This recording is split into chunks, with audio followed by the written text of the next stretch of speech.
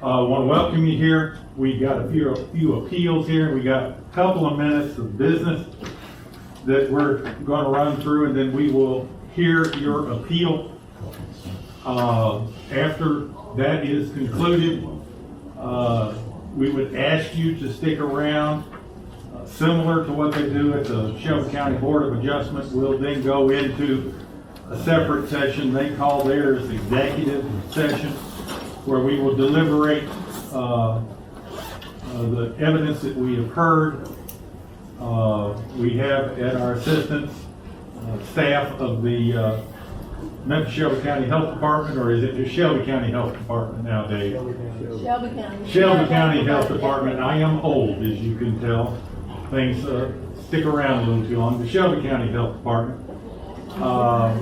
If you are here and a board member would like to ask a question, then yes, you can help us by being here. But that is, see, this is why I'm blabbering on, so that you can get here. If you pass her down the minutes so that she can, I know she has come prepared and has reviewed them, but just for fun. But we will hear that. We'll have a little bit of other business, and then we'll be adjourned. I'm going to try to expedite this as much as we can. That said, I'm going to call the meeting to order so you can turn on your recording devices. Mr. Parker, would you please call the roll and see if we've got a quorum? Yes, sir, Mr. Chairman. Tim Herndon, Chair. Here. Nancy Brown. Here. Karen Ellis. Here. Quentin Clark. Here. Alicia Householder. Here. Chris Mix. David McCray. Here. Richard Mill. Here. Christopher Morkow. Present. Let's see, Angela Reeder. And Mike Sorensen. Here. We have 9 present, Mr. Chairman. You have a quorum. Thank you, sir. Yes, sir. A very special welcome. So good to have you here. We need you to keep us in line. We missed you last time. I missed being here. I know you did. I know you did. So thank you ever so much. Well, I know I'm here. Yeah, and I need to sign and send this around. We got a sign-up sheet. We'll send that on around. We're moving along. The minutes were provided to you at least yesterday, perhaps before. I'm going to assume that give you a brief moment to review them and listen for a motion.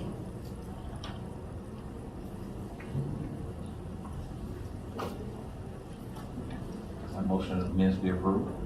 As submitted. As submitted. Minutes motion has been placed to approve the minutes as submitted. Second. And we have a second. Any discussion? All in favor say aye. Aye. Opposed? The minutes are so approved. With that, let's go to our first case. It is the other folder.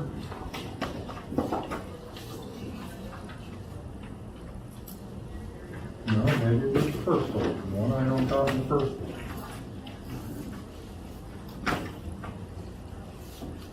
This is a parcel of ground against the Mississippi River owned by the state of Tennessee. Is the applicant present?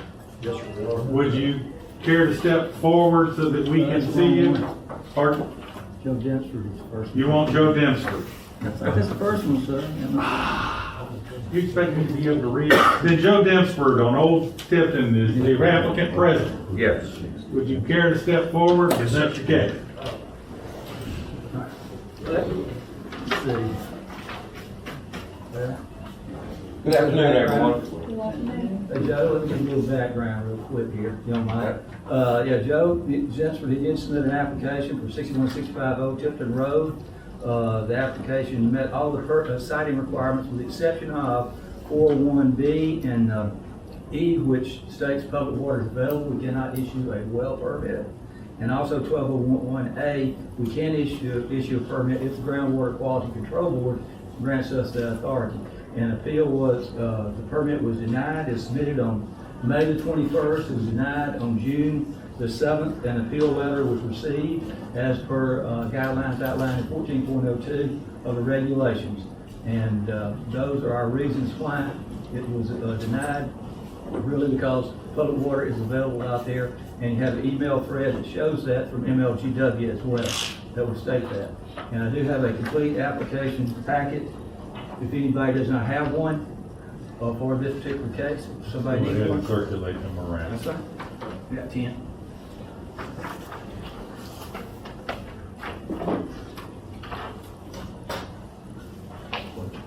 And that was the reason why, Mr. Chairman. That's fine. Mr. Demsford, have you reviewed the rules as they are published? Yes. Okay. Would you please share with the board your reasons for this appeal?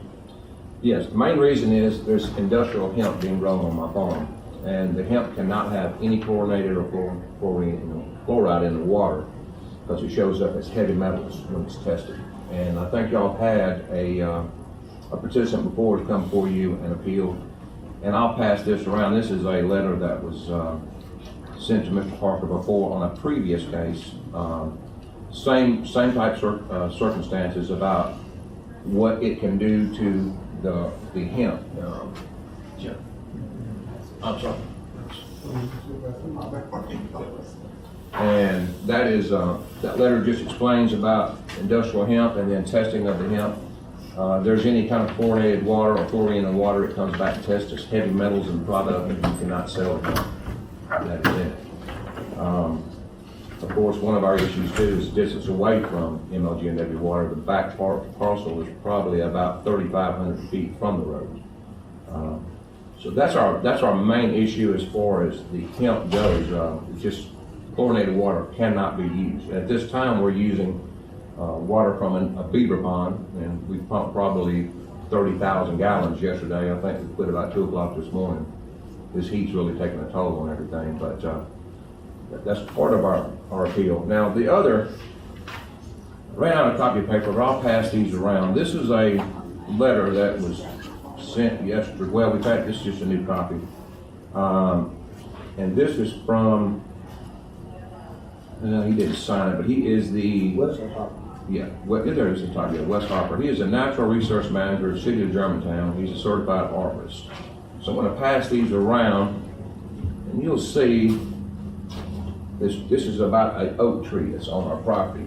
So this family farm is, I've lived on it my entire life, and we've had this huge oak tree on this farm. And my whole life I said, this is a big tree. This is really a big tree. And everybody said, yeah, it's a big tree. Well, about 3 or 4 months ago, he came out and scored the tree. And the tree is going to be registered with the state of Tennessee. And according to his findings, as you'll see in that letter, the tree is the second largest black oak tree in the state of Tennessee that's going to be recorded. It's the largest tree in Shelby County and possibly the largest tree, I think, in West Tennessee. And so he has come out and worked with us a lot. We're going to clean up a lot of debris under the tree. It has a lot of undergrowth and stuff, and we're going to put this tree on organic nutrients and definitely not any chlorinated water or chlorine in the water. We want to protect this tree. It's over 300 years old. I've been told the state of Tennessee is coming out to do research on this tree, and they really want to protect this tree, and I want to protect it very badly.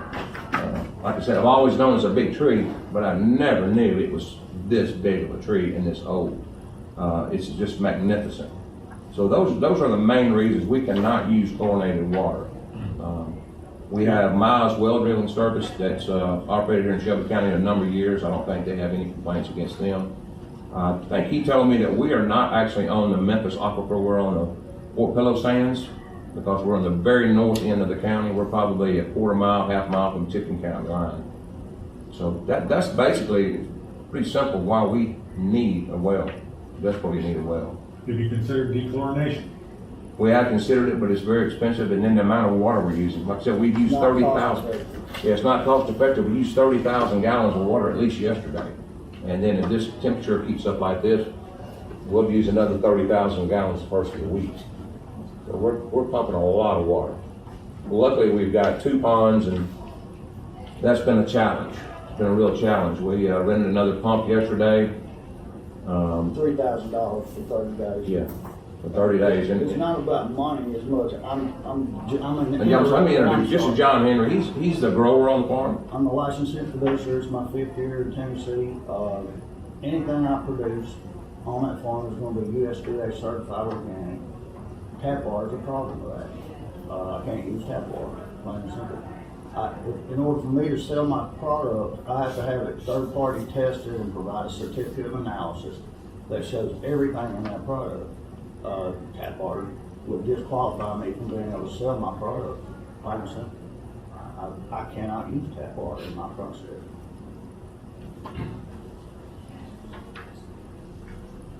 Any other questions from the board? Yes. If it's in the Fort Pillow section of the aquifer, how deep would your well be? I know He's- Millington taps into Fort. He's estimating 200 feet. 200? I have one. You stated more than once that the chlorine shows up as heavy metals. It can test as heavy metals. How does that? And it's a VOC, it's not a metal, so how does it show? You would have to ask the scientists on that. I could not answer that You question. came to the appeals, I'm asking you. Sure. I cannot answer that question. The letter that I've sent around from an engineer that has previously come before the board, he's explained, his opinion on that it cannot be used for that. There are no licensed hemp producers in the state using tap water. If they are, they're Yeah. shooting themselves in the foot. Yeah, the product cannot be sold. Yeah. Do you still own the Kerrville Tile and Marble? Yes, I do. Is that still located at the same? Yes, ma'am. place? Same location.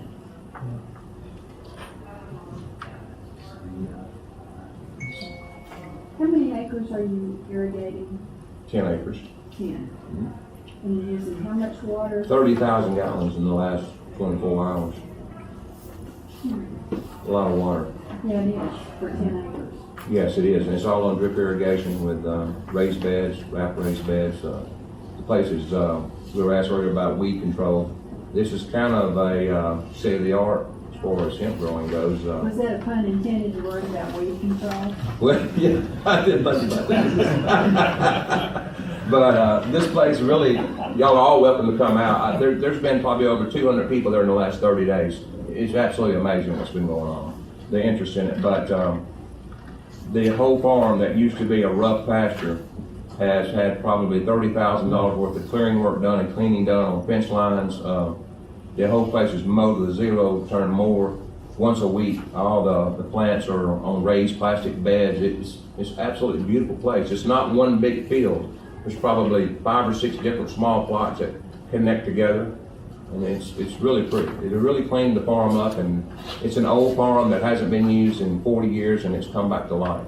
And you're probably gonna start seeing a lot more people like us come before the board, because if hemp keeps growing in popularity and there's money in it, there's gonna be more small family farms are gonna come back to life because of this. And more products will be developed out of it, we hope. So the farm portion where you're growing the hemp is located back behind where the tile and. Actually, right beside it, yes. Oh, beside. Mhm. It's Yeah. about a third of a mile back. Yeah, the two buildings that my Marble and Tile business is located in was actually an old farming operation that we had, where we used to farm, so I turned that into a Marble and Tile business 28 years ago, I think. So it's all right there. What were you planning on using when you decided to start the farm? What were Planning you on doing? using well water. We had no idea at the beginning An that, issue getting a yeah, well. we didn't know this was gonna be an issue. For agricultural purposes. I mean, Yeah. You see, there's wells all over the county with Yeah. half-mile-long irrigation systems hooked to them. Yeah, that was kind of a surprise to us because, once again, I grew up in agriculture and have a lot of friends that still farm, and, there's irrigation wells everywhere for crops. So when we were told, well, can't get a well, I thought, well, this is for agriculture irrigation, and, a farmer with a 1,000-acre field, he sure can't hook on to MLG and that water. It's definitely not feasible. I could be incorrect, but I think that your parcel is now on the screen behind you. Could That is you- correct. All right, could you perhaps answer, trying to help you here, I promise. Yeah, Could you- these are two buildings out here, so this field is in here. This is where the big oak tree is. and this is actually some of the highest elevation in Shelby County. Over in this area is Oracle Park, and so there's a water tower at Oracle Park. I think that's some of the highest elevation in the county, but this big oak tree we're talking about is right there. That basically is it right there. So there's hemp here, here, down here, back here, and back over here. And the whole big field. Yeah, all this field, and this is in development now. This is going to be, so from here back around here, this is almost 3,000 feet to get back around here with water. So we're planning on having a well in this location, which will be kind of centrally located. And just, it cuts down so much on cost of running all the piping and all that. That pond on the left is where we've been drawing water. Yeah. Spring fed. Yeah, right, that's where we're pulling the water from right You there. cannot imagine how much work y'all did on this permit would cost me personally. I've had to haul water 300 gallons at a time for a long time. Finally, I convinced my partners we ran a pump, $3,000 for 30 days, in hopes that we would get a well approval. Yeah. So you said that's a spring-fed pond. Yes. Um, Mm-hmm. So which portion of the aquifer is near the surface in that area? Do not know. I'm not hydraulic, so I have no idea. This, it's kind of odd. This pond is not spring fed and this pond is. This pond just catches runoff water right here. It's starting to get low now because of no rainfall. Spring fed pond, it does regenerate Oh, yeah. after a while, but it takes it a while. When you're pulling 30,000 gallons out of it, it's probably an acre and a half pond. It's not very big.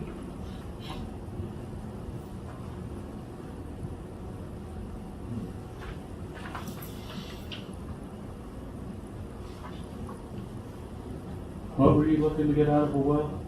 How much? How much volume? Yeah. Volume is not that important. It's just the fact that we have a well, because we can have tanks there and fill tanks with water to hold tanks. So we're not looking to pump a lot of volume at one time. It's just going to be a 4-inch well, and it's not like a huge That's rare agricultural. for agricultural purposes. Most people put in a lot larger well for agriculture. Yeah, Well, the volume is key for us. right. So what is your production rate of the well? Well, we have to say we're going to use 30,000 gallons a week. Per week, depending on dry conditions. We've had a lot of rain this year, which has helped a lot. So we really can't give you a number as far as the gallons that need to be produced because we never know. It's kind of like the farmers. I talk to farmers all the time and they say the best thing about an irrigation well is when it doesn't run. This year they've run, very few wells have been run this year in Shelby County because of all the rain we've had. I've seen a few coming on this week, but before that, most of them sitting idle this year. Staff, does this cause you any problem? You said it's 250 gallons per minute. No, well, no. Documentation here shows they were asking for between 50 to 75 50 to 75 GPM. But, yeah, other than that, no, I have no problems. Understand, if you present to us 50 to 75 and you pump more, we're not talking about time-wise, but Right. the rate of production, Right, we will have to condemn the well. sure. Yeah, that would be no problem because we can do storage of water, that's not a big deal. We can store water all year long. We've got access to 3 6,500 gallon tanks. So, we can pump water different times of the year and just store it in our tanks. That's not a real issue. Mr. Ginsburg, you mentioned that defluorination was cost prohibitive. Can you give us a little more insight on that? I cannot, John might be able to, but I I don't checked know. into it and they told me it'd be $50,000 to buy a system to be able to defluorinate city water. Who is that? There's an engineering firm I believe you talked to. It's a guy named Bobby Inman out of Florida, he's an irrigation expert. And I spoke with him just the other day about it. He supplies with a lot of our parts for our system. You didn't bring any of that information with you? I didn't realize I needed to. I would tend to think all you would require is a feeder to feed sodium, help me, perchlorate, sodium perchlorate, I think, that Is that a natural, is that like organic? it combines, it oxidizes with the chlorine. and removes the radical chlorine out. Well, in the process of going through the organic certification, they told me point blank, if you use tap water, you cannot call this organic. Who is the organic certifying organization that you spoke with on this? Global Organic Alliance is the people I'm going through. There's two organizations you can go through, and then they assign an inspector to come out. Matthew Young with the Crop Improvement Association of Tennessee is going to be my inspector. And on these beds, you've mentioned that many of the farmers haven't had to do a lot of irrigation this year. Correct. Is the method of farming requiring more water per? Actually, the method I'm using is the most efficient method you can use. I'm using low flow drip irrigation with a drip tape running underneath the plastic, so the water that's applied only goes through the plant. It does not evaporate out into the world like, all these big farm sprinklers you see, they're just sprinkling water everywhere. Half of that doesn't even get to the plant, it's evaporating. And everything we use through this, if we are allowed well, all that water will go through our plants, evapotranspirate, as opposed to just evaporating over in there. It's the most efficient way to use water in the world. And about 80% of vegetables in America are grown that way now. You mentioned that the beds are raised, is that correct? They're Yes, raised sir. beds. Mhm. Does that use more water or less water? Wrapping it in plastic makes it use less water. Yeah. It's That's the most efficient method of farming. And Yeah. if you just Google raised bed planting vegetables, that's how they do it all over the country. The Ridley tomatoes and most of the ones up south of Covington, that's raised bed planting. Yeah, it's just a technique, how that plastic is put down. It's a machine that does it. I don't know if y'all ever seen it or not, but it's a machine behind the tractor that pulls dirt into basically a box. The box is about this wide and about that tall, and the plastic feeds on top of it. The drip irrigation goes underneath it, and then as the tractor moves forward, it's got plows on the back that covers the sides of the dirt. So you end up with dirt-covered plastic, and it comes up and it raises up to about 6 inches and goes down like that. It's really tight. It's really nice. Inches wide. It was actually done by some Mennonites that came out of Kentucky that did it. Young children came down and did it. Steel wheel tractors. It was unbelievable. But very efficient though. Very, very efficient. It's white, so reflecting the heat back. You're not using, not having that much sun effect on it. And like John said, all the water is underneath the plastic, so it's not being evaporated out. Until this week, the well wasn't an issue. We're in a drought period. And we will be for another month. And, that's why I went yesterday and picked up a pump at, it's $3,000 for 30 days. Big pump, And huge I mean, pump. It weighs 4,500 pounds. Yeah, and the problem is where the well, the pond is, we're raising water about 30 feet elevation. And that takes a lot of pump to pump water that high. And so we're feeding that to another tank and then pumping from that tank out to the irrigation right now.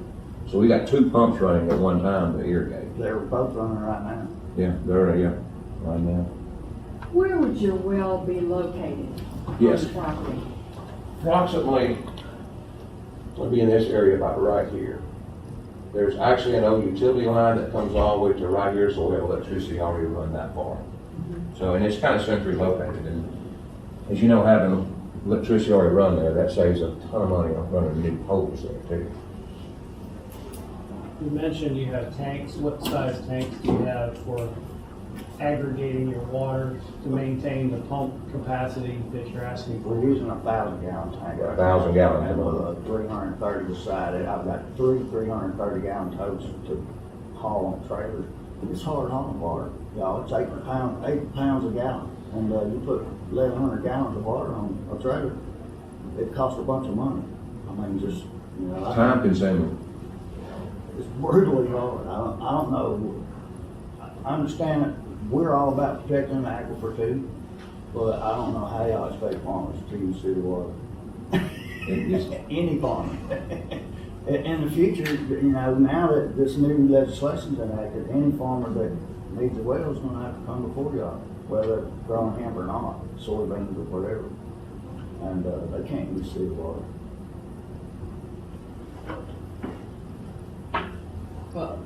I would just like to say that certainly this board has historically supported large and small businesses. And so we applaud, I shouldn't speak for the board, I singularly applaud you for getting ahead of this trend on farming. I am struggling though with fluorinated are not metals. So I have no idea how anybody said to you, the scientist said to you, that they would show up in a Texas Metals, and you didn't bring anything with you for that. You didn't bring anything from the organic certifying organization that says if you use this tap water, your product is disqualified.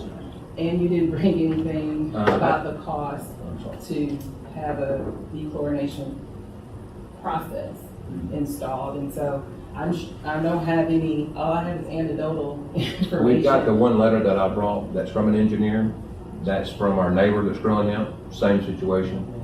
And he's done an analysis on it, and he's, Their well has been installed in the last week. yeah. I guess I didn't get around to 3 it. miles from us.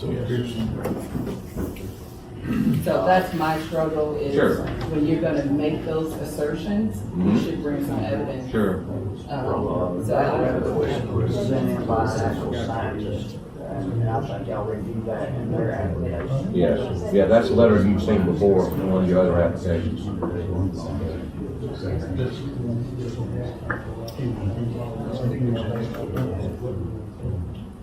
Any other questions of board or staff?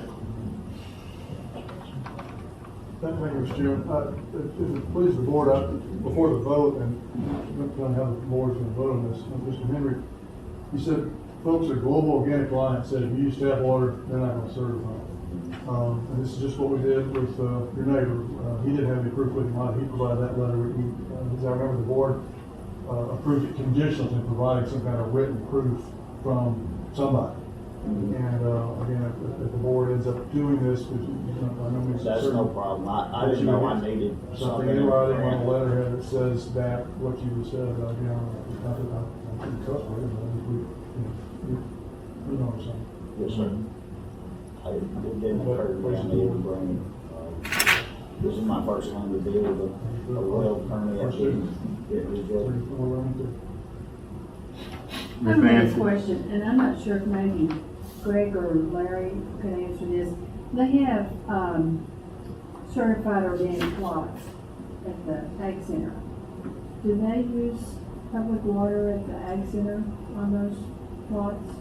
Does anybody know? No, ma'am, they have 5 wells that they use out there. They've been in existence since back in 1989, some 90s. Since the Ag Center came into existence. Yes, since they came into existence, they have wells out there for all the plots and the different ones out there. You know, are permitted annually. Basically the same thing. Yes, ma'am.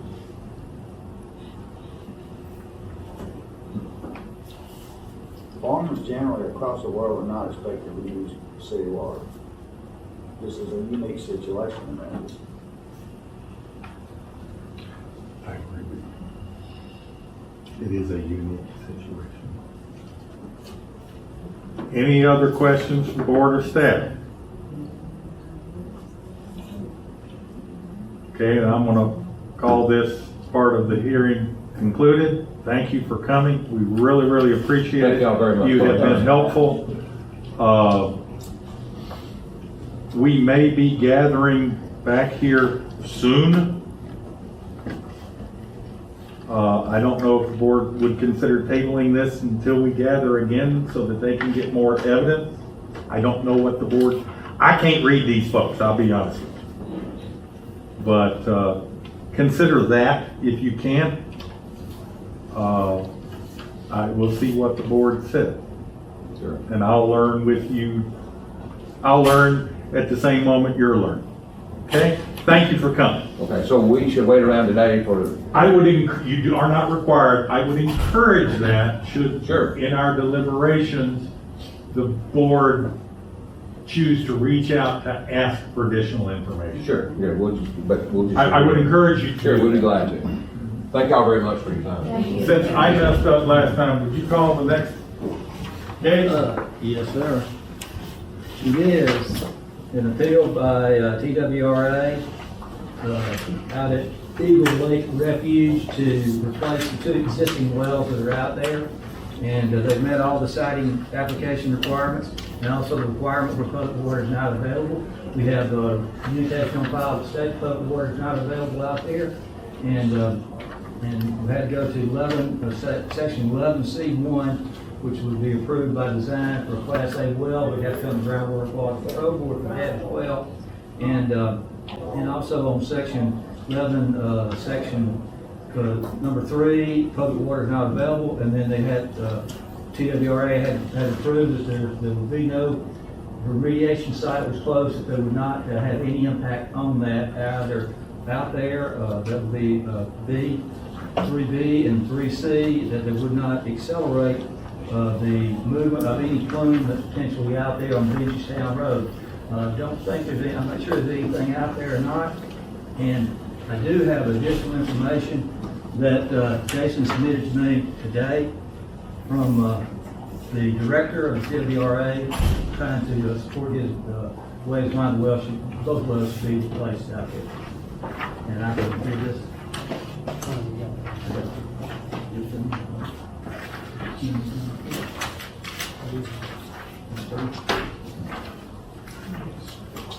And that being stated, that I guess that would be the department's position. The application was applied for back in May.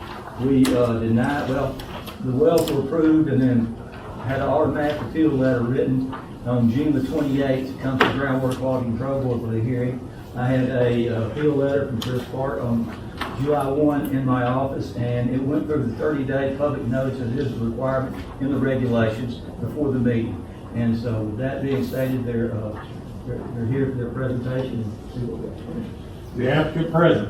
Yes, sir, we are. Would you please step forward, bring anybody that you need, and if that's not pointed at the right track, the mouse is over there next to the little screen. Go ahead and help us out.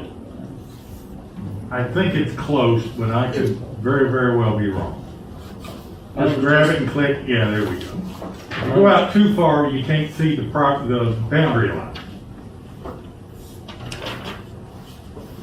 We must have at least a third of the screen dedicated to the elected official.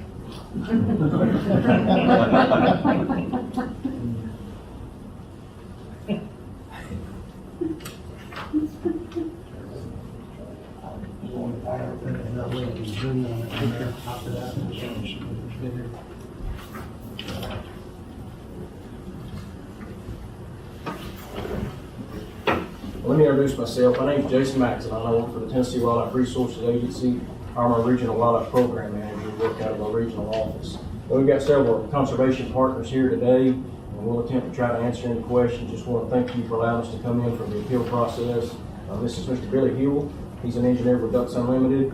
They probably are our largest conservation partner in a lot of our waterfowl restoration and NOPA grant efforts. And Mr. Billy's been heavily involved in this project. This is Mr. Chris Parks. He's our area manager that's over Eagle Lake Refuge and Neiman Shelby State Forest. And then Mr. Trey Gaines, he is with Water Well Solutions. He will be the person who will be engaged in putting the wells in force. Again, thank you for allowing us to come into the appeal process. I think the main reason that we're here today, we've been corresponding with Mr. Parker. We have 2 existing wells that are on site. Those wells are failing. They're performing at about a quarter capacity. We would like to come in and drill 2 new wells. So your position is that those wells are at the end of their useful life? Yes, sir. Okay. And so you plan on having a well driller plug and seal those as is required by the rules? Yes, sir. And then establish 2. We can reverse the order here. Don't get me wrong, but just because you're going to need water. I understand that. But then you will establish 2 new wells. Yes, sir.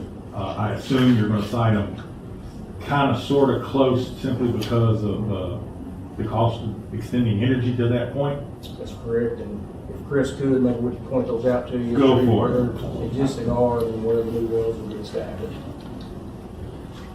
Maybe I won't cause too big a shadow. 2 wells, the first one is right here. And the second one, looking back at it, it was easier to see on the computer screen. Where did you use a mouse? What is it? Yeah, that's where the mouse is where. So you can point at the mouse if you wish. We can see the mouse or the cursor. Right there. Okay.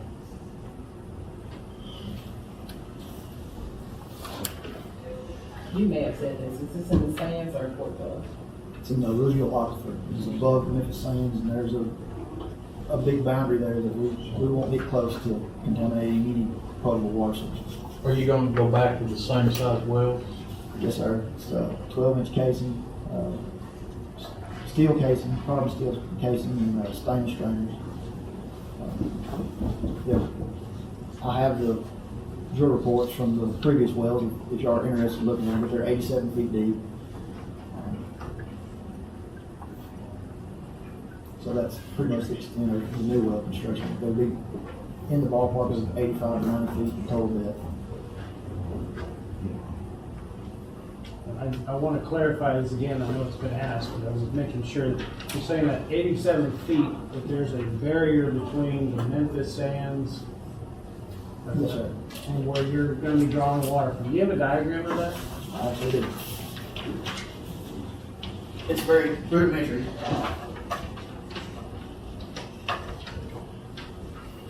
But basically, you have the Memphis Sands, the blue areas are the confining areas. And it doesn't necessarily, these depths vary from place to place. But the Memphis Sands and the Fort Dulles Sands are where most of our water comes from that we drink. The alluvial, which this is on the western side of the Mississippi River, this is the eastern side, is just, for better lack of terminology, just river sand that's been blown out over the years and these different layers of sand and holds water. And so we're saying from, I wish we had a projector. Me too, but well, We don't, but there's a very small band, what I'm seeing is there's a very small band of this Mississippi sand, light tan, and then there's this blue layer, which has been stated, sorry, your name again is? I'm Trey Gaines. Trey Gaines, that it is Considered a confining unit. confining, which means there's no passage of water from this lower band of water producing sand up, Yes, sir. okay? And maybe, I'm sure everybody else will want to take a look at that. And there's a little history on this one. This was done 25 years ago when the well was originally put in. The board asked that the well driller do a test hole 150 feet deep to determine the bottom of that alluvial aquifer. And that's when they discovered it was 87 feet deep to the bottom of that sand. And from there on, it was clay in the borehole, which I think Trey did. Did you give them a copy of that board and all? It shows on that board. So there's at least that much clay layer, and they didn't run through the clay. They never hit them into the sand, so I don't know how much deeper it is to the sand. That's the same, 87 feet. And it's the expected life of the two new wells, 25 years as well, or Yes. is technology improving? Well, the thing is, you got a carbon steel casing, and that thing's going to deteriorate eventually. The stainless steel screen probably has much longer life, but the casing will eventually wear out. And then when you get holes in it, then you get foreign material in there that will plug the well. So. yeah, I was worried when you said you only got 25 years out of this, but if you use carbon steel, hey, you got 25 years out of it. And if you're going back with stainless, I mean, that's what we use, I mean, for production. So, yeah, I understand that budgets are what budgets are. I promise you, the people around this table know this. So, yeah, I'm glad that you've been able to rake up some money so you can go back with stainless and such. Any other questions from board or staff? I'm sorry, I didn't hear that you were going back to stainless. I thought you were going back to stainless strainer, stop casing. Stainless strainers, carbon steel The cases. screen section's gonna be stainless. Okay, The riser is carbon steel, Yes, yeah, ma'am. okay. How often do you have to pump water from the wells to keep the areas irrigated? We usually start in November, before the migratory bird, the waterfowl start coming into the area. Depending on rainfall, November and December is usually our 2 months of pumping. sometimes into January, you know how our weather is in Memphis, I it's do, either yeah. super wet or super dry. We do. I promise you. Are the wells, are the tops of the wells positioned so that they don't flood? That's gonna, No. during extreme flooding in the Mississippi River, they will be underwater. But the pump sits on a well seal. I've actually got a well seal on my truck that I can bring in here if you guys want to look at it to see how it works. And then there's a backflow preventer that will be attached to the discharge side of the pump that will prevent water from going back down the wells. I know it's difficult in the floodplain either. Yes, sir. And they are on raised platforms. There's some levees and piers around, and it's basically a how big of an area do you think it would be, Chris? Probably a 50 by 50 ballpark area of a platform that will be 4 to 6 feet above natural ground. Just for my fellow members, it would not be unreasonable for them in such conditions to pull the motor and take it away so it doesn't take a bath Yes, sir. and get plugged with mud and all the other wonderful stuff that comes down the Mississippi. But properly constructed backflow preventer, then the water can't go down into the casing, into the well. That would be normal. And if that did happen, the well wouldn't last very long, so. Yeah, because it would fill up. Yeah. Yeah, and correct, Mr. McCray? That's correct.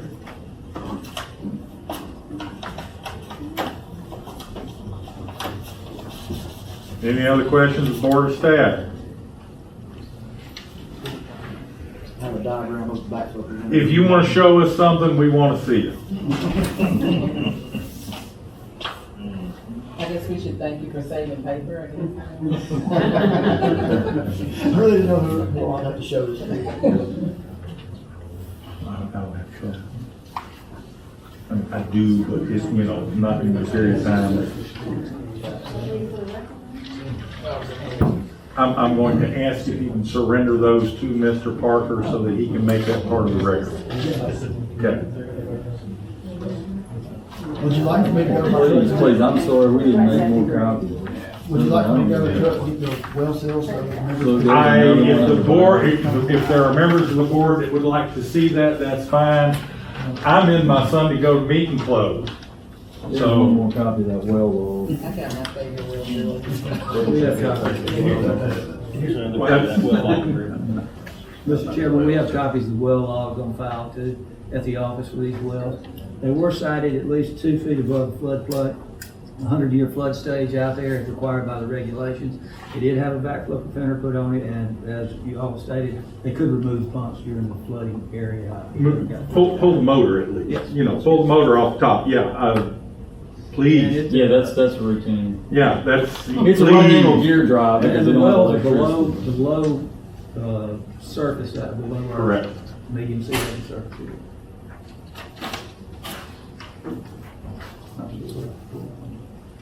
Anything else from board or staff? Gentlemen, I thank you for coming. You have provided great service to help us in our deliberation. Please, if you wish, please stick around. We may need to reach out to you if a board member chooses to. We move forward and attempt to get a resolution to that. Now, am I correct that there is no public water available out there, my friend? Okay. It's just they need production volume. Understood. And I do have a complete application set for that too, that states all that as well. As I remember reading, that's what If it anybody said. needs one. Thank you, gentlemen. If you step aside, we will proceed.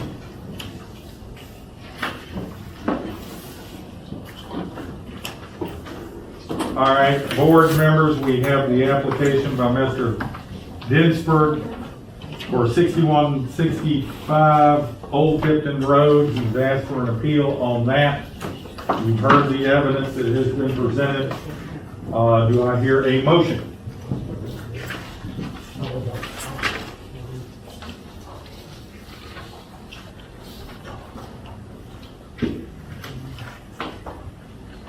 I'm sorry, Mr. Chairman, I don't have a motion, but can I see that letter again that was presented as evidence in the last one? I'll give you everything that's in my folder, okay. Thank you.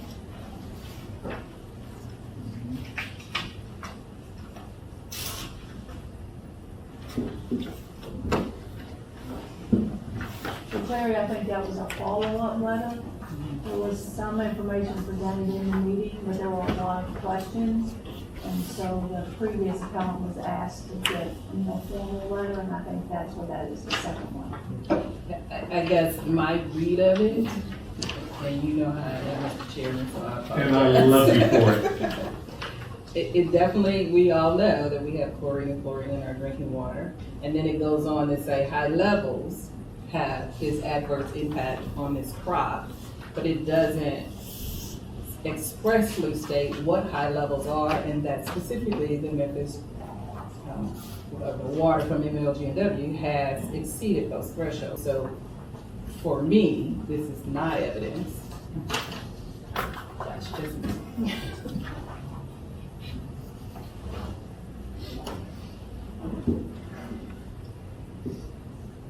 We're just talking, we can discuss anything. well, this is gonna keep coming up, obviously. I mean, we've had one, this is the second one. And there's gonna be one in about a month. Right, I'm sure there's gonna be another one. So I guess we need to decide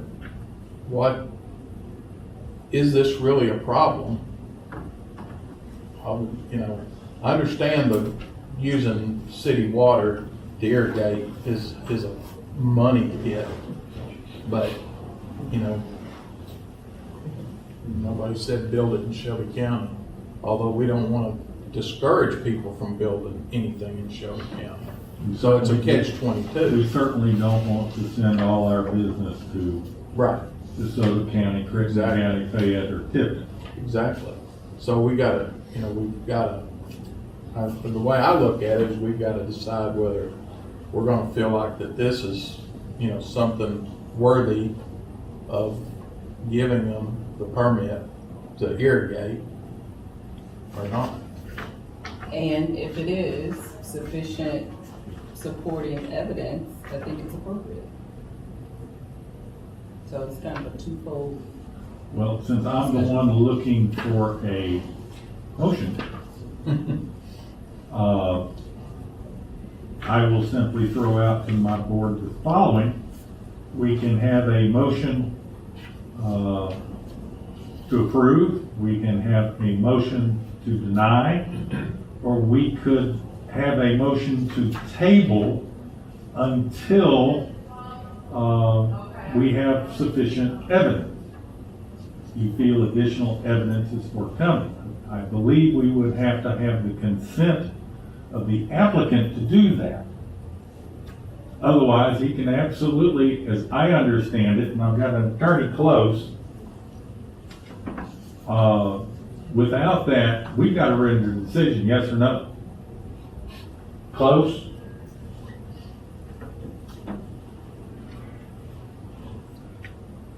Well, I'm not sure. Sorry. Okay, that's okay. There's a lot of things going on I'm not sure about. So are you saying that y'all have already approved one of these pending further? By the evidence that was approved at that was presented at one hearing, we found hardship, that close, maybe not. What was a conditional approval until they provided that letter that's going on? And we were not going to issue the permit until that letter came in. So, And who's the letter from? an expert that this other guy had hired. Additional evidence, I guess is how we can look at that. They're presenting that chlorinated water is questionable. I have a board member that is concerned about it. For the most part, They didn't quantitate it. they did not quantify it. For the most part, most of our water systems kind of kick water out at 1 ppm, more or less. We are required by the rules at all parts of our system to have a minimum 0.2 parts per million chlorine in the water at the tap. Now, those are the rules we got. We can go up as high as 2 parts per million. You get above that, the hand slapping starts. But that's the range that public water systems operate in chlorine. Fluoride is at 0.7 parts per million. I'm not debating Mr. Denson. And what and the point you're making is, at those numbers, what problems does it cause other than, I can't call it organic if I do it that way? And I would accept that. I just need some supporting evidence of that, not just anecdotal. I'm not debating that it doesn't have, that our Memphis water doesn't have that kind of impact coming from MLGNW. I don't know that. I'm saying present that information. I'll gladly call the Global Organics Alliance and let them talk to her on the phone. No, I don't want to talk. I want it in writing for the record. We actually had they actually called someone during the last meeting as well. It's a very similar conversation. We did approve the previous well with about the same amount of evidence, I think. I'm being more pragmatic. I wasn't here. So. Oh, no, I know that. I'm just saying, I'm this is sure. really for the group. I'm being pragmatic. This is similar evidence to what was presented last time. There was an issue of what would impact the product when it was grown, as well as the finances and potential impact on the farmer. We made a decision to approve that well. I do think there's going to be more industrial hemp grown in this area, but if we have a lot of real detailed questions, I would propose, although I'm not putting a motion forward yet, that we consider approving the well for consistency, because we did approve a previous one, and then have a more formal session to learn more about industrial hemp and all these questions that keep coming up. Otherwise, we'll go through this every time a farmer comes back that's growing industrial hemp. I don't think it's limited to industrial hemp, right? It's whatever farm product somebody comes forward and says is adversely impacted by MLGW's delivery of water. So, and I don't think we could study all that crap. I am saying that the board should not set a precedent that we're making decisions on anecdotal information. That's my concern. And I don't think I have a problem approving it necessarily, because it does seem like it's going to be a financial hit for this small farmer to have a dechlorination process. I can see my way through to that, but he didn't bring any evidence of that. All it took was a letter stating this is a quote for putting in such a system for this 10-acre property. Similarly to the organic impact, it was just a letter for our record that says this organization is putting their name on record saying this is the kind of adverse impact to this crop. That's all I'm saying. I am uncomfortable making decisions on anecdotal information with no supporting. Yeah, and I agree with you. What I'm saying, I'm just saying we would be approaching this one perhaps differently than the other one. I wasn't. And we need additional information. We've got to figure out how to get that, but to Ms. have Brand, the truth be people. This letter, it really belongs with the previous application, is that correct? Not this application? It was provided to us by them. That's my copy. As evidence.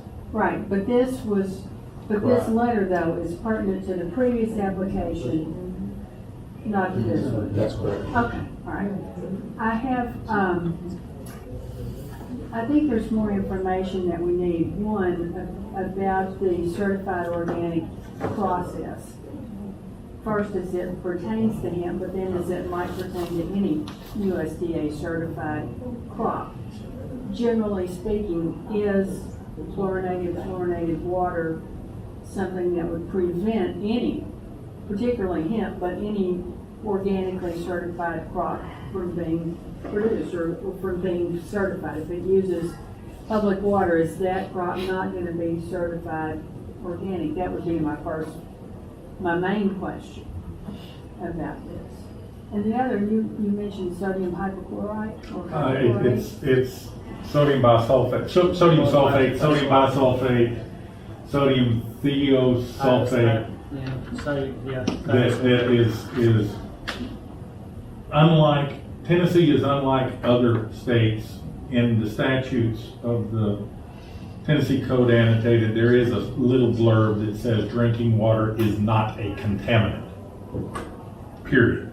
That is not the case in other countries, or in other states and other communities, where they do operating a water system, you know, fires, you have to throw water out on the ground that come from fires. When we test our systems, we have to take that water, and in some areas, we actually have a device, you hook it up to the 4-inch pumper outlet, the hose goes out, and there's you buy I'm gonna call it a tablet. It may weigh 25 pounds. It's sodium bisulfate, thiosulfate, and such. And as the water goes out, it hits that chemical, and it just dissolves as the water goes by, and it removes the chlorine. Yeah. It consumes the radical chlorine that's in there. Is that expensive?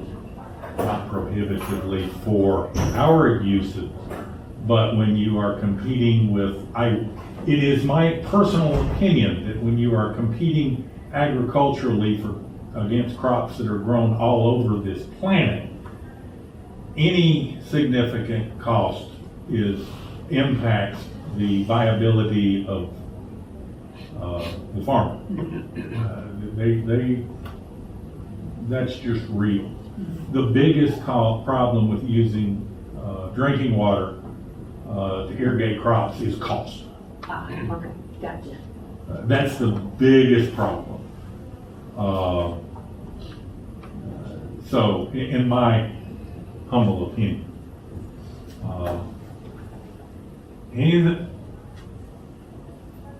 do I hear a motion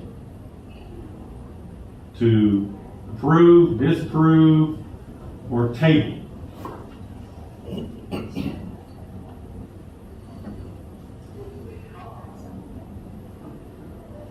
Let me ask you a question. Yes. When the board made the rule changes, and I know this was related to a power plant that went in, we're talking about cooling water. Well, to a degree, what was the intent? Was the intent that we weren't gonna allow any more wells, private wells to be drilled here, unless, how does it work with farmers in relationship to farmers? 'Cause it seems like this would have been something that would have probably been a red flag for what's gonna happen as far as. As I sat in this room when the concerns for agriculture came up, the board did not feel that was important to include such an exception. I'm not saying the point you are making does not have validity. I'm telling you that's what the board decided. And as of our last meeting, there was one of our board members that was going to look at that section of our rules and report to us at the end of this month. And basically, the crew basically said, what about Christmas time? That's not quite what we said. Because I can assure you when we go back, they'll have a report to you by the end of the month. So, and we may be meeting, and this is another item, we may be meeting in 30 days, but rulemaking, if we rush through it, it's gonna take a year. Greg, what was it that we required Mr. Hunter to provide us? That letter? Is that what we? Letter, documentation stating that the public water supply would be detrimental to this project, to the product, to hemp, and also for his irrigation system, it would clog up the irrigation system on that and make it more cost prohibitive for him to run the process, basically. And we got the letter and we issued the permit? Yes, yes, sir, that's correct. The board gave conditional approval. Once we got the letter, we were directed to issue the permit, so we didn't have a follow-up here. The concern, of course, is any kind of contamination or pulling it down into the aquifers. I believe y'all have, where any known contamination sites that would be impacted by this well? Any remediation sites that we're talking about that would be drawn down into the aquifer or anything of that nature? The closest thing of which I am aware is the Navy base, which isn't called the Navy base anymore, but yeah. But which has contamination problems. Oh, then it's there, sure. The staff's determined that it meets all siting criteria for any other well besides that, so, yes. But it's a waste. Right. Is there a chance of them drilling shallower?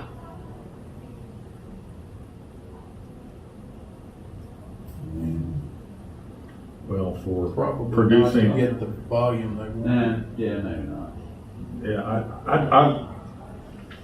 there are areas of this county I wouldn't want anybody in the alluvial well. I'll put it this way, I wouldn't drink it. The others are in pretty doggone good shape. Volume doesn't seem to be any type of a problem. We are quite blessed here. But having seen what has come before us in some areas of this county with the alluvial wells, I'm sorry, vinyl chloride scares me to death. That's nasty stuff. And we are working with TDEC and the property owners, and in some cases EPA money, to address those problems.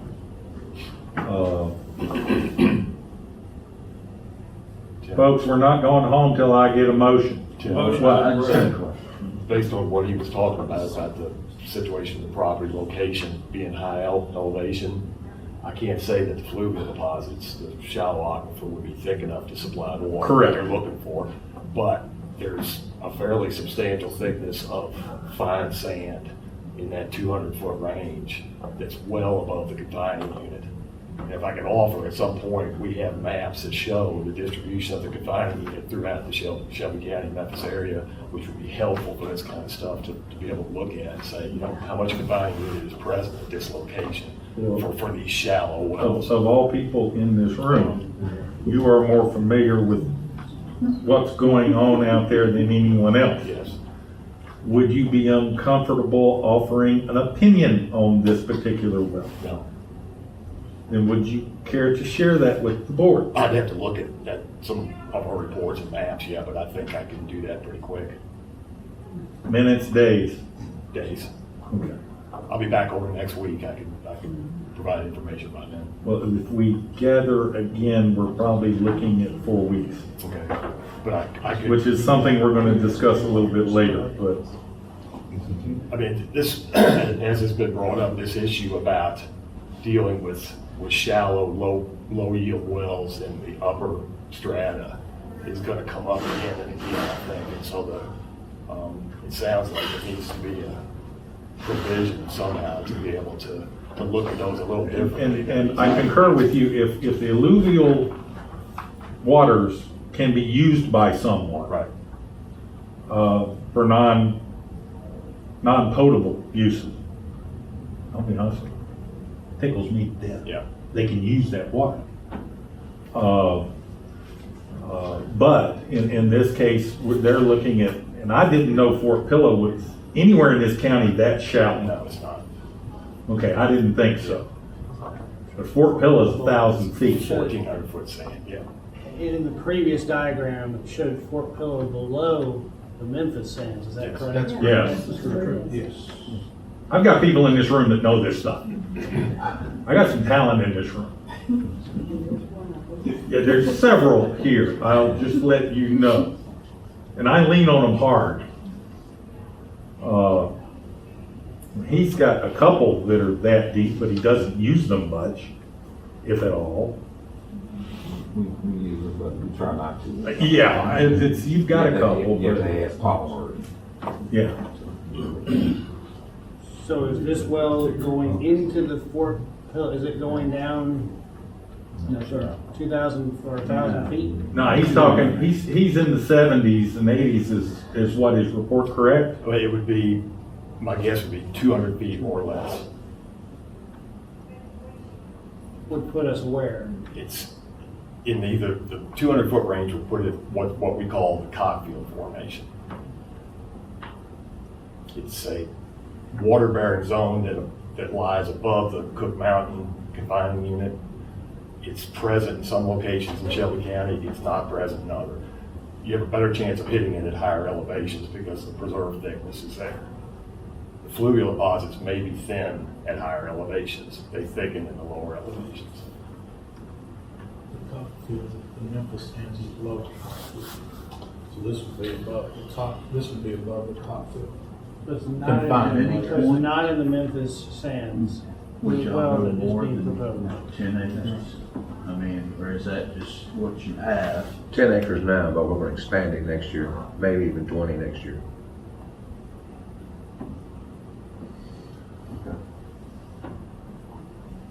I make a motion to approve the well.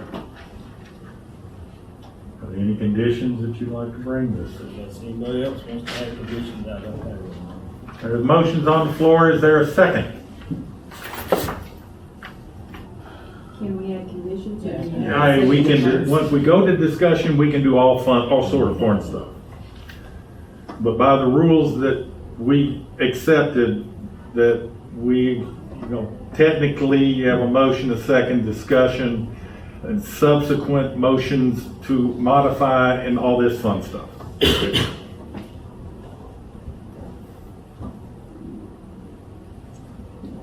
a motion on the floor.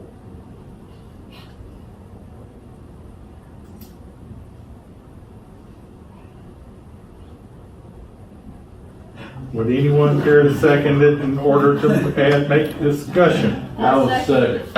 Motion's been made properly second. Is there any discussion? Yes. Let's roll. I'm trying to get to DC. Come on, I guys. say we offer them the same as we did Mr. Hunter. We request that we get detailed information. They provide that to us before we. Now, is this to be provided to the board or is this to be provided to Stan? Say it'd have to come to Greg, wouldn't it? Well, I'm fishing here. I'm fishing too. I mean, That's what I'm trying to. I'm saying It was the staff also. last time. Yeah, it was the staff. It was a staff.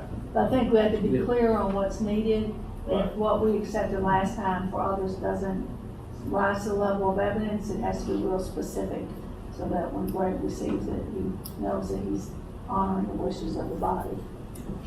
May I offer a friendly? Okay. The 3 points that he made were that it would disqualify it as an organic crop, so we would like evidence that it expressly states that. Of what limits? That would be helpful. Yeah, I was trying to That's- read them while I was Well, saying that's why I'm. Well, if it expressly stated that it disqualified it for these reasons specifically, that seems to be consistent with what was accepted last time. I think if we want more, that has to be in a subsequent discussion. But for this one, based on your suggestion, consistent with what this board accepted before, you need evidence that that certifying body would disqualify this crop if MLG&W water was used because of its chlorine and fluorine content. That infers that they looked at what MLG&W's chlorine and fluorine content was. That's one, Ready? Secondly, he said that a dechlorination process was infeasible based on cost. Some assertion of that from the entity that offered that advice in writing. That would be appropriate to submit as well. first assertion also was that this chlorinated water would cause the product to fail its test based on heavy metal. And that needs to be substantiated because What heavy metal is produced, what heavy metal is produced, how does it pick, and such. I just throw a hint out here to my board for your consideration. My crystal ball here tells me we're gonna be sitting in this room in 28 days.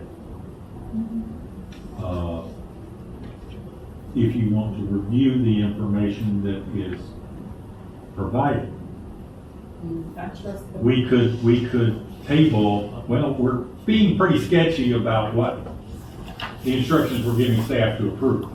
I can be more detailed, but I Yeah, can do you that can, but- offline. Yeah, just. Well, what we're looking for is what part per million chlorine in the water causes problem, and what that line is. What fluoride levels are causing problems. I think we would, again, Mr. Chairman, I think based on what this board approved before, I think that's a stretch to ask for this particular application. I think that is what we should ask for in the future. But I think for this particular application and this particular appellant, I don't think that would be equitable for us to do that now. Well, we lose equitability after we go past the second one that we approved. I think we need to work it out before another one is approved. Well, once the well comes in and appeals, we have a clock that says when we have to meet. So we have 27 days to work that out then before we meet again for another one like this if we're saying that's what's coming. But I think we haven't done that. I think it's unfair to hold up this application in abeyance of that. So I'm just saying to the staff that what was stated in that letter was still very general. It did not specifically say that the levels in the MLGNW water had exceeded the higher levels of chlorine and fluorine that caused the impact. So it didn't expressly state what Mr. Dinsford said about would cause harm to his crop. And I'm just saying the evidence that Mr. Dinsford obtains from his source should expressly say that. Specifically say that Memphis water is detrimental to his water. I would want why. Yeah, and why? Now, again, that doesn't necessarily say it has to put parts per million Yeah, but specific. threshold in this particular letter, but that would make sense in the future. But I think that's a discussion the board has to have before we use it as a basis for the next group. So those would be my three friendly amendments to both of you. How will it determine the level that's detrimental? The letter says generally that the buildup of halogens,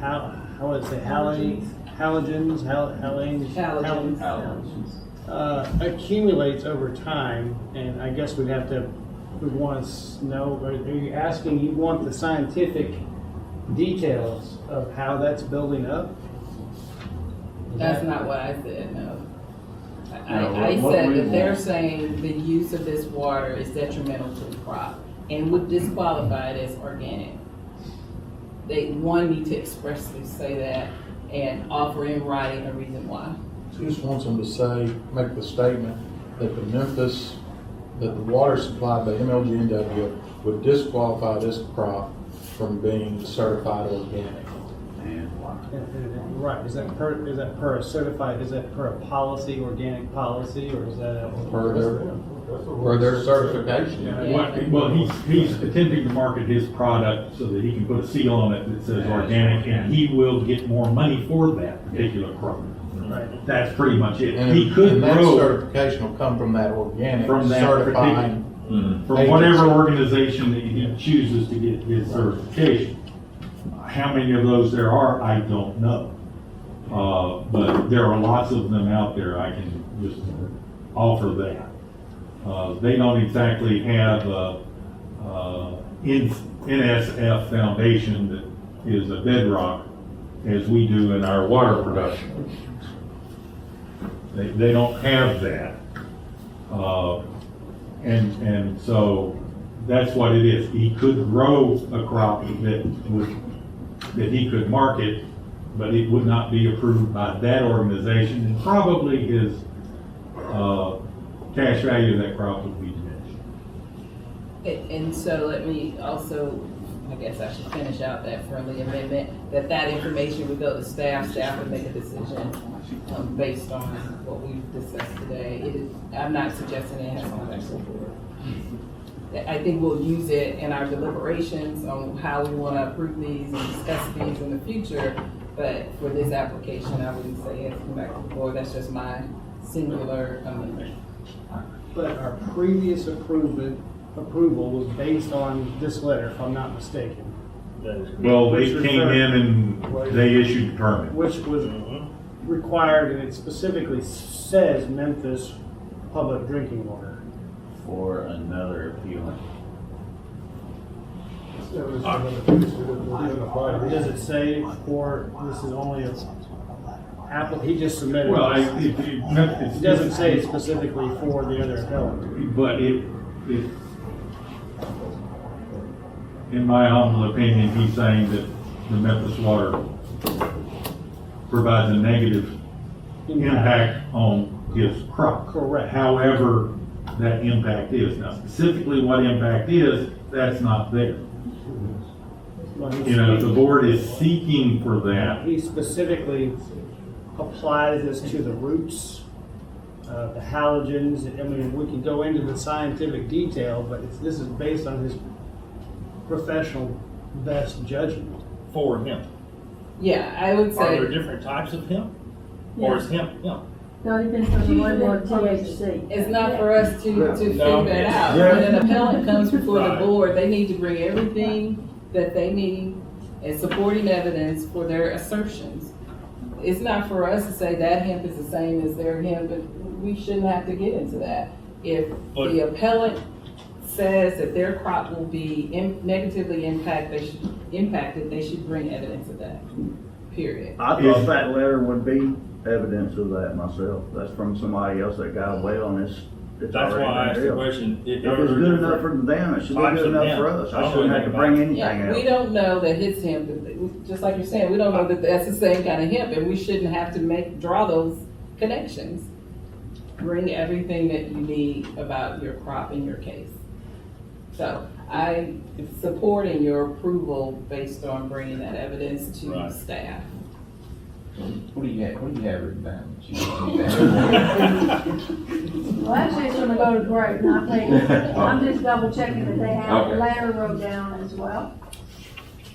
So, number one was in writing, what expressly disqualifies it as organic. So the assertion was that it wouldn't be certified as organic if an LG&W water was used. So expressly, why would it be disqualified? And then I'm sorry, can I clarify that? Huh? It was that, but it was also expressly stating in writing that it would be disqualified. We're taking that anecdotally, we don't have that in writing either. Yes. So from that certifying entity, that it in fact would be disqualified. Yeah, and specifically how it related to the chlorine and chlorine content in the water.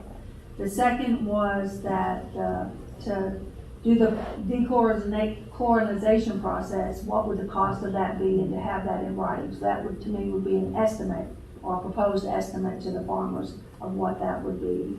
And then the linkage between if there's chlorine or chlorine from the NLG&W water, the relation of that to the heavy metal testing in the hemp once it's tested. Right, and that was just stated multiple times at the beginning of the presentation of information that was a problem. Did I capture what you guys requested?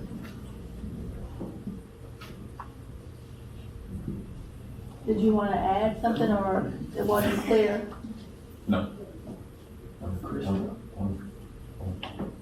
Okay.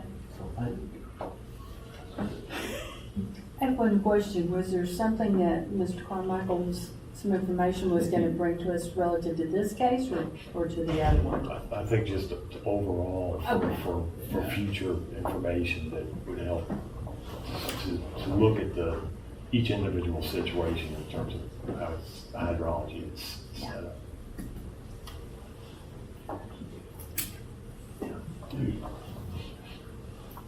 Okay, so would you please kindly state for the recorder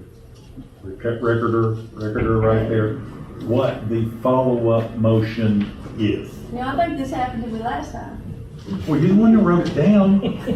Well, I'm not the one who wrote it down, but Could I, I'm sorry. Yeah, please, please. Little point.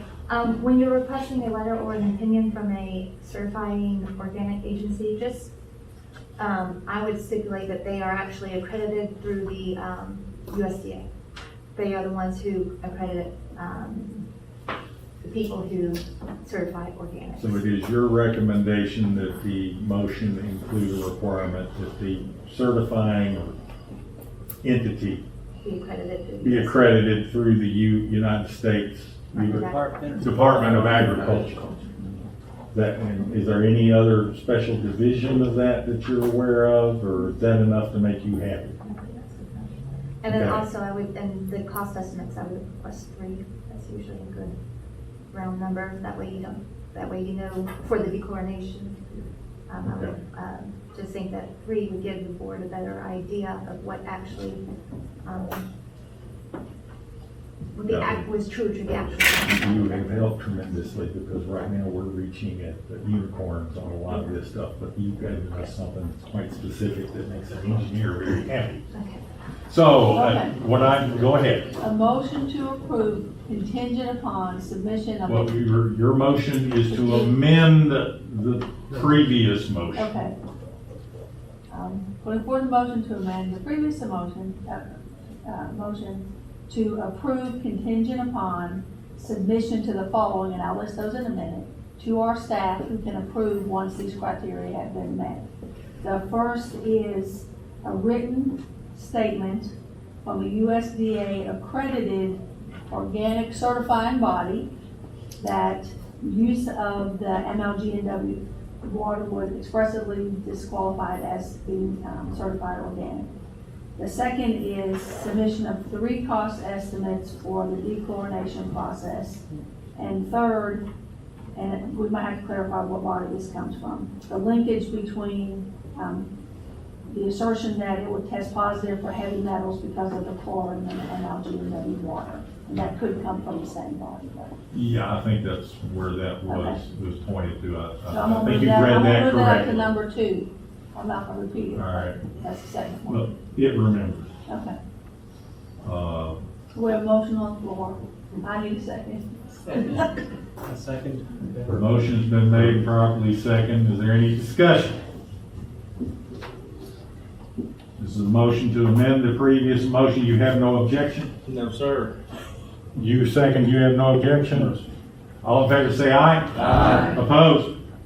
Motion passes. We have the primary amended motion on the floor. It has been properly seconded. Is there any further discussion? Call the question. All in favor say aye. Aye. Opposed? Motion passes conditional. All right, now that that one's over with, let's move on over to case number 2. This is the one that comes to us from TWRA. It is a parcel of ground up there. Right by our wild and wonderful river. Do I hear a motion? Second. I love these guys. Motion's been approved, been made, properly seconded. Is there any discussion? Come on, it's okay. They already indicated that their plans were to properly abandon the other 2 wells, but I would like to make that a condition of the approval. Is that when the other 2 are up and functioning, that they do properly abandon the other 2, that we don't have 4 wells out there.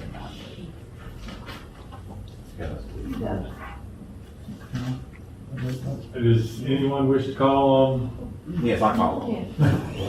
we won the contract to do this job, and it is in the contract, states in the contract, the wells must be properly abandoned per Shelby County specs. So that is in contract. I can get you that information. We're good, we're good. We gotta get this down, and she's not a troublemaker, I promise. She's really, really helpful to this board. I want you to know that. She asked very pointed and very good questions. Yes, she did. She's one of my stars on one case. All right,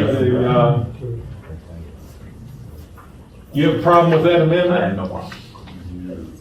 Okay. My second has no problem either. No, I know. All right, so that's gonna be amended right now. Any other discussion? All in favor say aye. Aye. Opposed? That motion passes. That was easy. Okay, for my board members, I sent you out an email. We are now under the other business or other stuff. I gave you a heads up that we were looking at another appeal coming in. Mr. Parker, would you care to address this? Yes, sir, Mr. Chairman. We will have two appeals that are coming in, one by Gary Taylor on 7474 Carterville, Arlington Road. Out in Arlington, where public water is available to the site as per MOGW stating that it is. They can allow them to use 1,000 gallons a minute to irrigate like a 20-acre sod farm out there. And with that being stated, we cannot issue the permit, and it's Class A well anyway, so we'll appeal to the board for that as well. So there'll be two different types of appeals to that. The rejection because of MLGW public water available and a Class A well. At that time, the board will hear that one. We also have to have that 30 days in a notice of a circulated paper stating that the Groundwater Board is going to be meeting at a certain time, and it will have to be published before that. And the second one is for, For the first one, we may have some reevaluation there, but we'll get in contact with you. Okay, that's good. Appreciate it very much. So it could be some reevaluation, and whenever I do get that information, it will be forwarded to all the board members so they can have that at their disposal as well. For the second board hearing will be Winstead Turf Farm, Bobby Winstead, out there on Highway 70. His well that has been in service since 1994 as well has went out service, and he won't allow him to irrigate his product out there off of Highway 70. So he is really trying to get this going, try to get it go through in a timely manner, quicker manner. But he had to wait due to the fact that we did not get the appeal and everything until July, and the meeting notice had already been set up for this Groundwater Board meeting. And public water is not available, well, it is available out there, but not in the quantity that he is trying to ask. Originally, it was going to be 1,500 gallons, and I talked to the well driller, Wilson Well Company, and they said that they were going to give him 1,000 gallons a minute, and that would be good for his irrigation system. It's going to be further away from the highway, so it's going to be tied into the irrigation system to be able to irrigate the crop. And that's also a Class A well too, and that's why it will be coming here. We could give approval if it was less than 250 gallons a minute, but they have stated that it has to be a minimum 1,000 gallons a minute to operate the center divoted irrigation system that's out there. And so it is Class A well, and it will be coming to the board again. And we do have to have a 30-day time period circulation in a public newspaper stating what that he will be coming to the board to hear the appeal for Class A well as well. So my friend, looking at the calendar that's on the wall, do you have a particular week, 2-week period that you need this? That is September of 19, which is up there? Probably, I will here right now, if you guys can set a meeting, I'm trying to think, today or something, probably, I might could have something published in the Daily News tomorrow. And if that was the case, 30 days would be, how far out would it be, 23rd? It would be like the 23rd would be the earliest time to have it on Monday, September 23rd.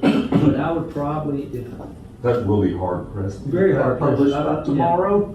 Yeah, it's not So gonna be maybe done later tomorrow. that Well, it won't be into the published, next it won't week. be, won't be First week in published by October. tomorrow. Yeah, will be, but I'll have to have it in there tomorrow before 9 o'clock, so it will be published by the Monday or Tuesday. By Monday or Tuesday. So really the Tuesday edition, because Monday edition, they don't have any. Right, you That's said right. this So is we'll the do the first week in Tuesday edition, October. yes, sir. You're gonna- So then we'll talk about, was it the 26th, I guess? Is that right, 26th or 27th, one or the other? All right, so then we're talking about 4, so we're talking about the 30th, Thursday, the 30th, or Friday, 26th, or, Friday, the 27th. Well, it has been my observation that my board does not like to meet on Mondays and Fridays. As wonderful as Bartlett is, they don't enjoy this, being here on Friday at 5:30. I've just been able to learn that. So the question I'll proffer to my board is, when are you available? Are you available the 26th, the 1st, the 2nd, the 3rd of September?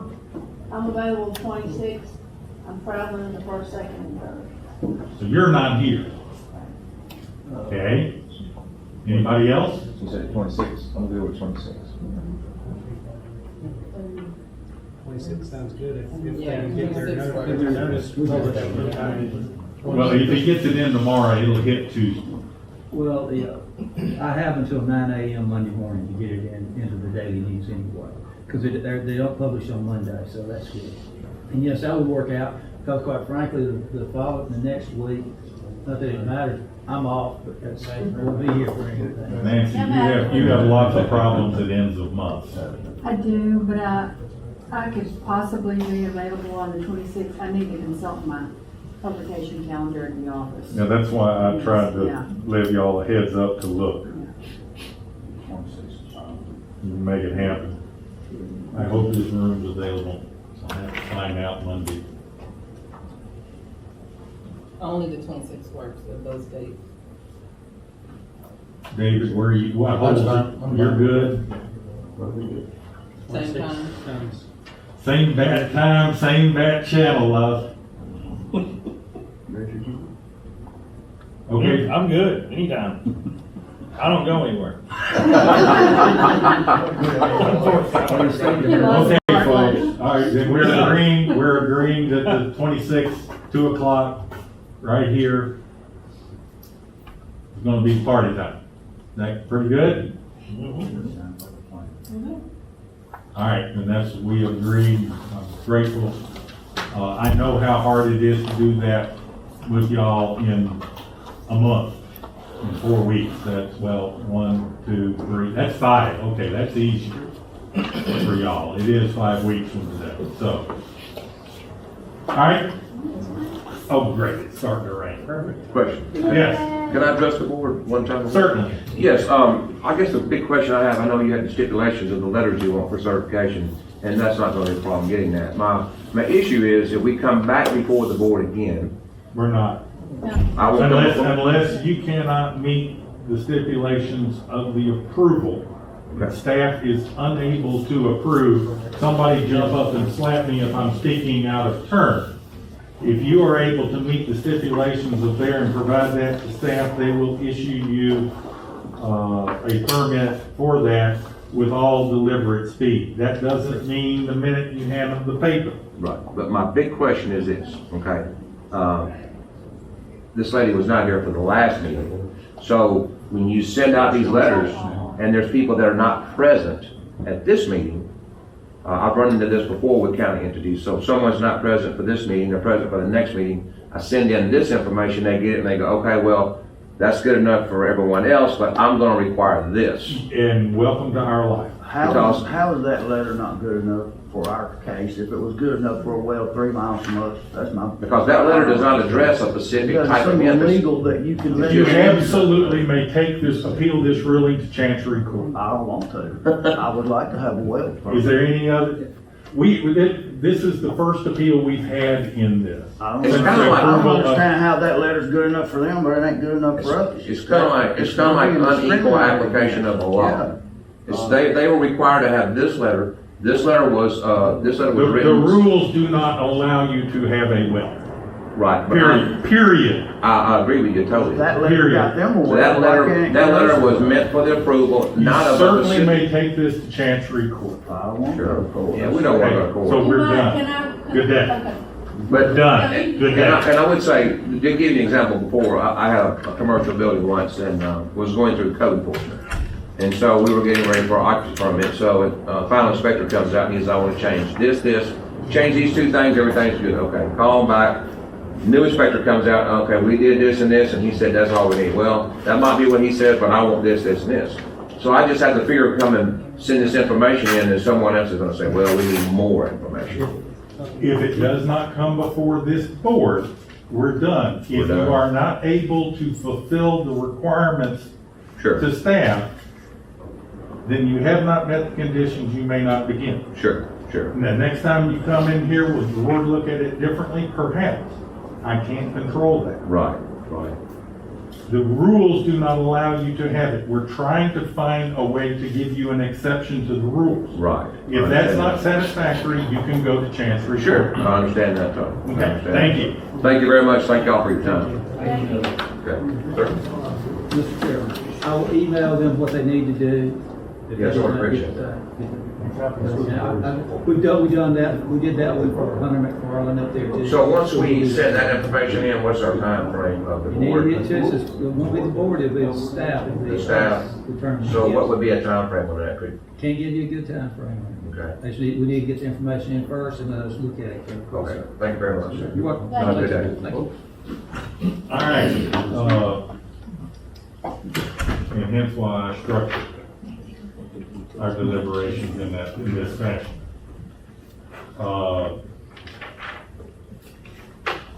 Is there any other business come before this board?